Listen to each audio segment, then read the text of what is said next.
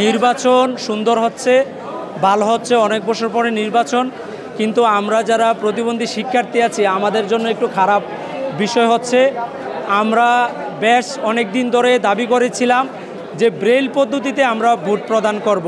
কিন্তু প্রশাসনের ব্যর্থতা এবং তাদের অবহেলার কারণে আজকে আমাদের দৃষ্টি প্রতিবন্ধী শিক্ষার্থী ভাই বোনেরা ব্রেইলে ভোট দিতে পারছে না। এটা আমাদের জন্য বেদনাদায়ক। তো আমরা আমাদের ভোটটা স্বচ্ছভাবে নিশ্চিত হবে কি না আমরা এখনও অনিশ্চিত।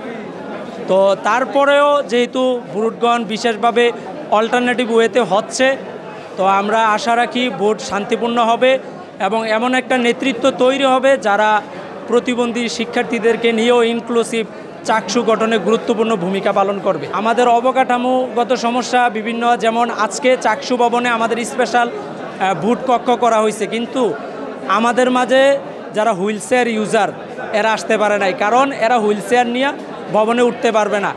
এই যে অবকাঠামোগত একটা সমস্যা, এটা একটা সমস্যা। তারপর হচ্ছে হলে আমাদের প্রতিবন্ধী শিক্ষার্থীদের হলে সিট পাওয়ার ক্ষেত্রে কিছুটা বিড়ম্বনা তৈরি হয় এবং মাঝে মাঝে অনেক হয়রানি হতে হয়।